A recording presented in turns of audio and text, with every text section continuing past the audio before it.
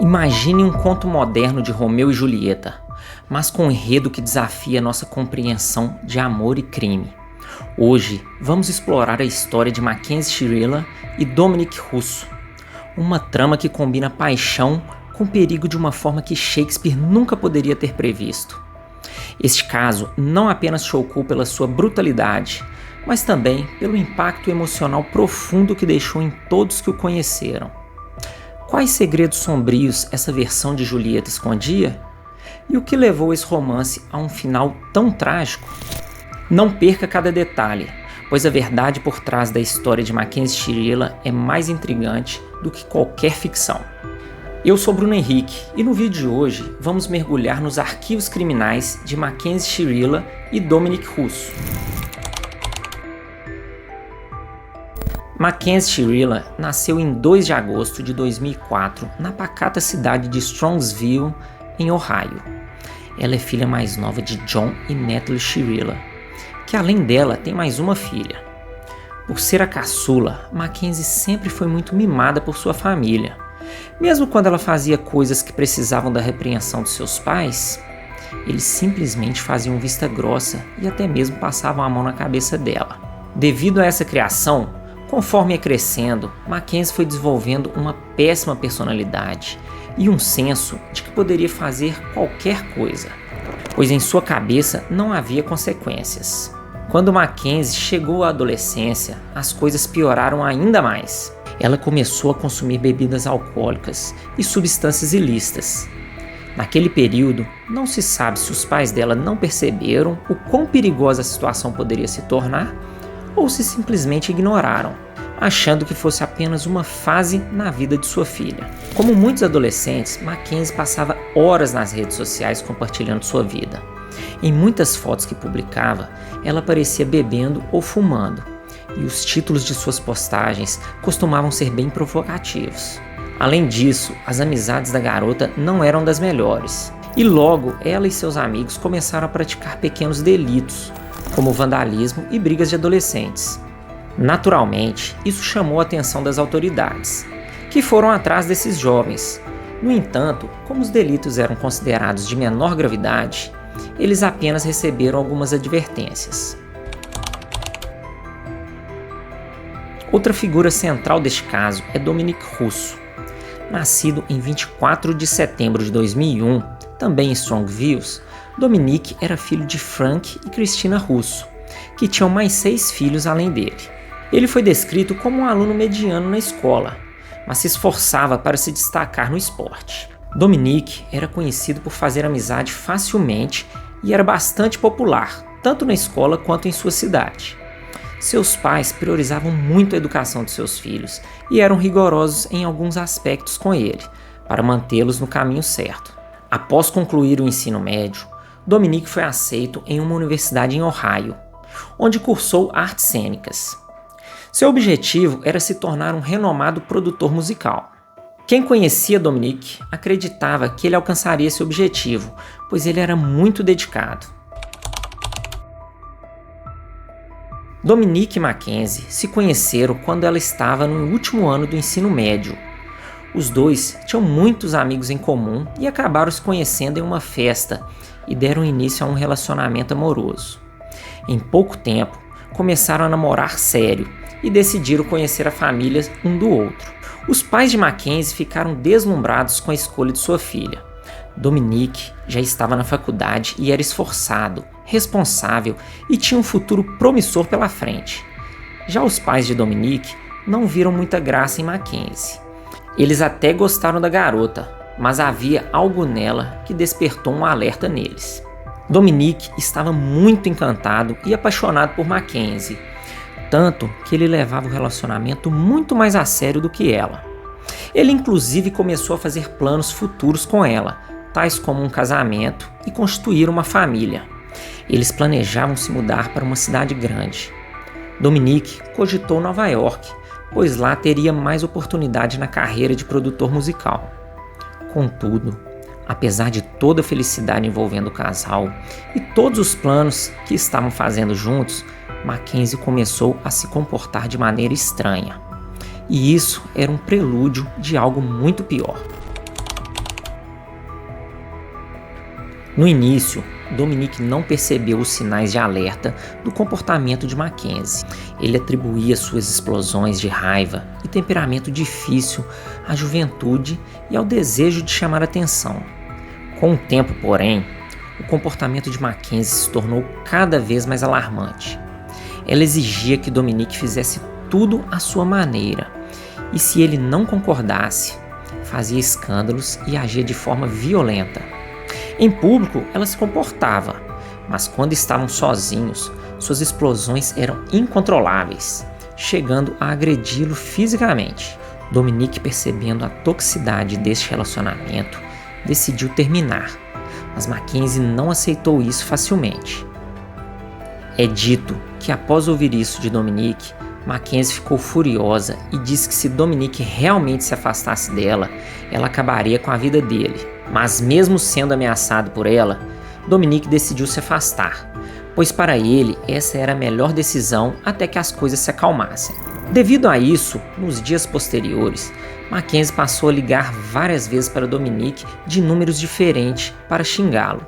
Ela também mandava mensagem nas redes sociais e no e-mail dele. Em algumas dessas mensagens, Mackenzie pedia desculpas, dizia que o amava e que queria ele de volta. Mas em outras mensagens, ela o ofendia e ameaçava. Dominique não levou as ameaças da ex a sério, mesmo com Mackenzie enfatizando que se ele não fosse dela, não seria de mais ninguém. Com o passar do tempo, as ameaças e a perseguição de Mackenzie a Dominique foram diminuindo. Com um clima mais tranquilo, Mackenzie procurou Dominique para pedir desculpas. Ela afirmou que havia mudado e que estava mais focada nos estudos. Dominique ficou surpreso, pois parecia que Mackenzie realmente havia mudado. A garota então aproveitou a oportunidade para pedir a ajuda de Dominique na escolha de uma universidade para ingressar após o ensino médio. Dominique, que ainda tinha sentimentos por Mackenzie, prontamente aceitou ajudá-la. Com o passar dos dias, os dois se encontraram várias vezes para que Dominique pudesse ajudar Mackenzie. Não demorou muito para que eles começassem a se relacionar novamente. Dominique convidava Mackenzie para sair, mas a família dele, conhecendo toda a história do relacionamento conturbado entre eles, acreditava que isso não era uma boa ideia. Para sua família, Mackenzie era uma garota mimada e instável, e a melhor coisa que Dominique poderia fazer era se afastar dela para sempre. No entanto, como já mencionei, Dominique ainda gostava de Mackenzie e acreditava que eles poderiam ter um futuro juntos. Assim, ele não deu ouvidos à sua família e decidiu reatar o relacionamento com a garota problemática. Mas enquanto Dominique estava feliz, acreditando que seu relacionamento com Mackenzie estava se acertando, a garota tinha outros planos.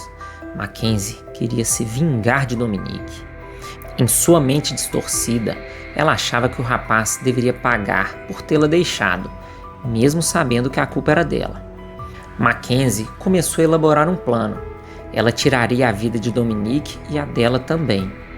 Ela pensou em causar um acidente de carro. Depois de assistir um filme em que um carro caía de um penhasco, ficou fascinada com a ideia. Além disso, considerou acelerar o carro e colidir contra um poste, uma árvore, uma parede ou qualquer estrutura forte o suficiente para causar um grande estrago. Mackenzie chegou a contar para alguns amigos sobre essas ideias insanas, mas nenhum deles levou a sério, pois ela já tinha falado sobre coisas semelhantes no passado e nunca havia feito nada o que dizia. Mackenzie, acreditando que se ela e Dominique tivessem um fim juntos, em um acidente, a história deles se tornaria conhecida em todo o país. E ela achava isso romântico. Dois jovens apaixonados, no início de suas vidas, cujo destino seria selado por um trágico acidente. Isso, na cabeça dela, era algo semelhante a Romeu e Julieta. Neste momento, vou apresentar o terceiro personagem da nossa história, Davion Flanagan. Davion nasceu em 11 de março de 2003 e, ao contrário dos nossos outros personagens, ele enfrentou sérias dificuldades na infância. Seus pais biológicos eram dependentes de drogas e ele e suas duas irmãs viviam em condições deploráveis. Aos 6 anos de idade, ele e suas irmãs foram adotados por Scott e Jamie Flanagan, o que transformou suas vidas. Mais tarde, Devon foi descrito como um menino muito inteligente e membro do time de futebol americano da escola. Seu sonho era abrir uma barbearia na cidade. No dia 30 de julho de 2022, Dominique e Mackenzie foram juntos a uma festa. Nesta altura, eles já haviam reatado o relacionamento e praticamente todas as pessoas próximas ao casal já estavam cientes. Ficaram horas na festa, onde se divertiram e conversaram com inúmeros amigos. Na hora de ir embora, Devon, amigo de Dominique, perguntou se poderia pegar uma carona com eles para casa. Dominique prontamente respondeu que sim, mas Mackenzie disse logo em seguida que não, pois tinha plano a sós com seu namorado. Mesmo com Mackenzie não concordando com a carona, Dominique insistiu para levar seu amigo. Então, para não levantar suspeitas, Mackenzie disse que tudo bem e aceitou que Devon fosse embora com eles. O casal se acomodou nos bancos da frente, com Mackenzie assumindo a posição de motorista e Dominique no banco do passageiro. Devon se sentou logo atrás de Dominique. Por volta das 5h10 da manhã, do dia 31 de julho de 2022, o casal e o amigo deixaram o local onde a festa estava acontecendo. Mackenzie dirigiu o veículo por uma estrada pouco movimentada, que dava acesso a uma área industrial quase deserta naquela hora. Ao chegar nessa estrada, ela acelerou o carro o máximo que pôde. Quando atingiu uma velocidade de aproximadamente 160 km por hora, colidiu o veículo contra uma parede de tijolos. Era um amanhecer de um domingo e, por se tratar de uma região industrial, havia pouco movimento. O tempo decorrente entre a batida, alguém passar no local e ver o fato, e o socorro chegar foi de aproximadamente 45 minutos. Quando os paramédicos chegaram, perceberam que a única vítima sobrevivente era Mackenzie, pois ela era a única que utilizava cinto de segurança. Ela foi desencarcerada e levada inconsciente para o hospital. Já Dominique Russo e seu amigo Devon não tiveram a mesma sorte. De acordo com fontes, eles sucumbiram poucos minutos depois da colisão. O veículo da marca Toyota possuía uma espécie de caixa preta, que ajudou as autoridades a determinarem que a jovem dirigiu o carro na maior parte do percurso de forma a respeitar as leis de trânsito, mas em determinado momento ela entrou em uma avenida em um distrito industrial e pisou fundo no acelerador e não acionou o pedal de freio nem mesmo na iminência de colidir contra uma parede. Chega a ser quase um milagre ela ter sobrevivido ao impacto. Os médicos que trataram Mackenzie constataram que a jovem havia sofrido múltiplas fraturas e danos em seus órgãos internos. E quando eles viram as fotos de como o carro que ela estava dirigindo ficou, disseram que foi um milagre ela ter sobrevivido. Exames toxicológicos e de alcoolemia realizados em Mackenzie constataram que ela havia feito uso de bebidas alcoólicas e de substâncias ilícitas. Em primeiro momento, essas informações faziam todos acreditar que se tratava de um acidente trágico potencializado por uso dessas substâncias. Mackenzie passou por diversas cirurgias e, quando recobrou a consciência, começou a chorar, confessando para um médico o que havia feito. Ela contou tudo sobre o que aconteceu naquele dia. Porém, esse médico não levou muito a sério as coisas que ela falou, pois até aquele momento ela era vista como uma jovem que estava passando por um estresse pós-traumático. Quando Mackenzie melhorou, os policiais que investigavam o caso foram até o hospital entrevistá-la, mas a garota já havia mudado sua versão da história e afirmava que não se lembrava de nada. Porém, os policiais fizeram uma investigação minuciosa neste caso. Eles conseguiram imagem das câmeras de segurança das ruas por onde o carro que levavam os jovens passou naquela noite. Essas imagens mostravam que a jovem conduziu o veículo em velocidade moderada respeitando as leis de trânsito até o momento em que ela entra naquela área industrial, que não estava no caminho que ela deveria passar. Em uma avenida, ela acelera o carro e colide contra uma parede de tijolos. Analisando as câmeras em dias anteriores, esses policiais verificaram que a garota passou por esse local várias vezes, levando a crer que ela estava fazendo o reconhecimento da área e procurando o local perfeito para colocar o seu plano em prática. Após receber alta do hospital, Mackenzie seguiu com sua vida normalmente, como se nada tivesse acontecido. Algumas fontes dizem que durante sua internação, Mackenzie e sua mãe trocaram mensagens com uma agência de modelo com o intuito de promover a jovem nesse ramo. Isso soou muito estranho, pois mostrava que ela não apresentava muito remorso pelo que tinha acontecido. Além disso, pouco tempo depois de sua alta hospitalar, ela começou a ser vista em festas. Ela foi fotografada em um show, ainda de cadeira de rodas, e cerca de 3 meses após o acidente, pouco tempo depois dela ter completado 18 anos de idade, ela participou de uma festa de Halloween. E o pior aqui foi a escolha da fantasia. Sem apresentar remorso algum pelas vidas perdidas de seu namorado e de seu amigo, ela decide se vestir de cadáver para essa festa, mostrando uma falta de empatia e um tremendo mau gosto por parte dela. Até aqui, pelo que se sabe, as famílias de Dominique e de Devon não sabiam que Mackenzie havia causado o acidente intencionalmente. Isso veio à tona em novembro de 2022, quando a polícia reuniu evidências substanciais para indiciar a jovem por seu feito. Mackenzie então foi detida e acusada de ter planejado e cometido o crime.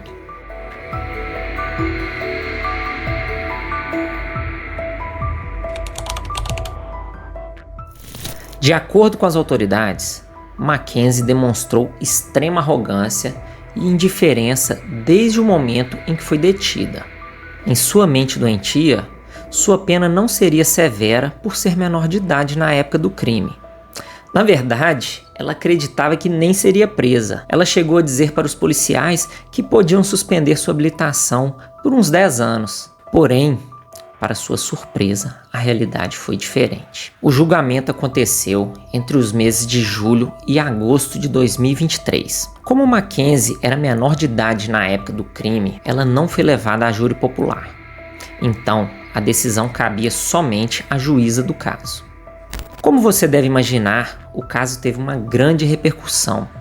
As famílias das vítimas disseram em uma declaração que queriam muito que Mackenzie contasse toda a verdade sobre o que aconteceu naquele dia. Mas a jovem ainda mantinha aquela versão de que não se lembrava de nada. A acusação apresentou provas mostrando que Mackenzie havia passado pelo local do acidente diversas vezes nos dias que antecederam o fato, demonstrando uma premeditação. Foram apresentadas testemunhas que afirmaram que semanas antes, Mackenzie havia dito que iria jogar o carro com Dominique dentro em um precipício ou contra uma parede. Já a defesa insistia no argumento de que Mackenzie não se lembrava de nada. A defesa chegou a apresentar no tribunal uma mensagem de texto onde Mackenzie conversa com a mãe de Dominique.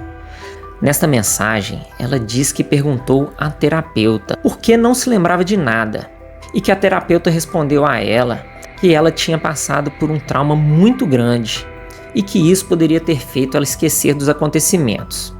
Na mensagem, Mackenzie disse que queria ser hipnotizada para tentar se lembrar. Bom, essas alegações da defesa não foram convincentes e a juíza do caso considerou Mackenzie Shirilla culpada por tirar a vida de Dominique e de Devon. Durante a leitura da sentença, a juíza se referiu ao acontecimento como um inferno sobre rodas e disse que Mackenzie tomou várias decisões deliberadas e intencionais, descrevendo suas ações como controladas, metódicas, deliberadas, intencionais e propositais. Mackenzie Shirilla foi condenada a 2 penas de prisões perpétuas, com a possibilidade de liberdade condicional após o cumprimento mínimo de 15 anos. Mas graças à sua tenra idade e misericórdia da juíza que deu a sentença, ela foi beneficiada em poder cumprir as penas simultaneamente. Ou seja, mesmo que tenha sido condenada por 2 prisões perpétuas com comprimento mínimo de 15 anos em cada uma delas, ela não vai precisar esperar 30 anos para pedir a liberdade condicional. Os 15 anos de cada pena serão computados simultaneamente, deixando a possibilidade da jovem ser colocada em liberdade condicional com apenas 15 anos de cumprimento de pena. Atualmente, Mackenzie Shirilla cumpre sua longa sentença em uma prisão feminina no estado de Ohio. Bom pessoal, é isso. Muito obrigado por assistir o vídeo até aqui.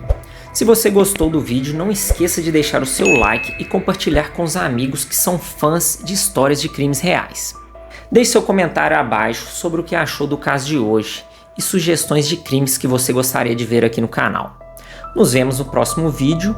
Até lá, mantenha-se seguro. Tchau!